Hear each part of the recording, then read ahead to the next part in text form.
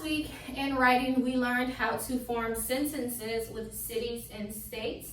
So just to help you understand what a city and a state is, which we've discussed in social studies, I have here the map, which is our 50 state, the United States of America map. We have 50 states. So we have all these different states, and inside of all of these states, we have what's called cities. If you remember, you should know the name of the city you live in and the state that you live in. So whenever we name a city and a state by its name, its special name, we call it a proper noun, and so we capitalize it whenever we write it in a sentence. So last week I taught you how you do capitalize them, but you also put what's called the comma in between the two. So if I have my city and my state next to one another, I put the comma between them. So we're talking about different cities and different states that are all over in America. Last week, we like Orlando, which is in Florida. We did Lafayette, which is in Louisiana. We did Houston, which is in Texas. Dallas, which is in Texas. We also did Atlanta, Georgia, or Atlanta, which is inside of Georgia. We had also visited New York City. We did Chicago, which is inside of the state Illinois. So all of these places are real cities and states, and some of them you may have heard about, and some of them, yes, you haven't heard about them, but guess what?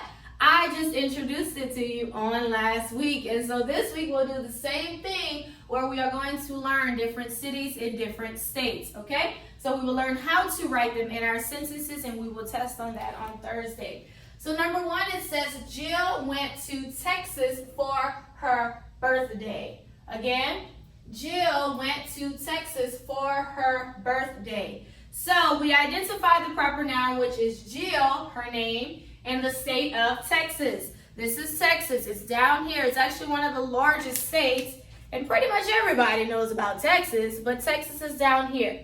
That's Texas, okay? So Texas is a proper noun, so that means it needs to be capitalized whenever we write it in a sentence. So make sure you have your loose leaf paper today so that you can rewrite the sentences over correctly. So the first one is the J in Jill. Then I need to capitalize my T in Texas. And then I finish with the period. So now my sentence is correct. Jill went to Texas for her birthday. Number two, there are many beaches in Florida.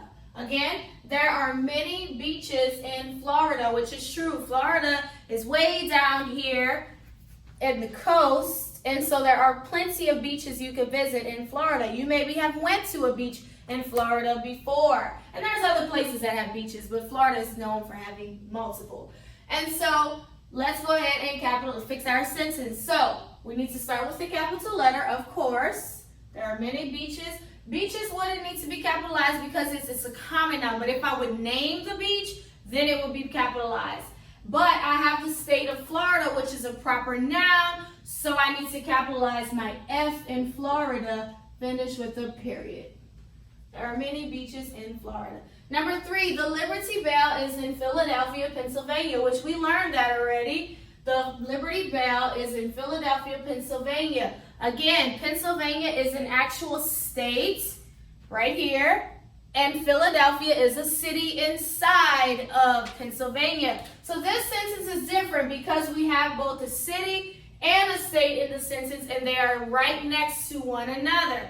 So let's make sure that we write this one correctly because it's not just a state, but it's a city and a state.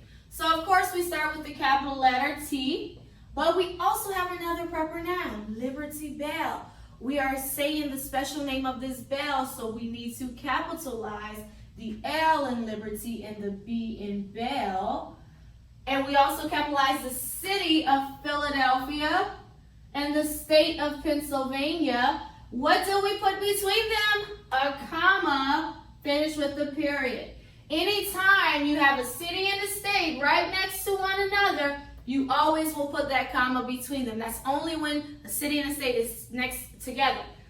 This was by itself and that was by itself, so we didn't need a comma. Okay? So make sure that you wrote these sentences down correctly. And so that's practicing capitalizing the names of cities and states in sentences. That's our writing lesson today.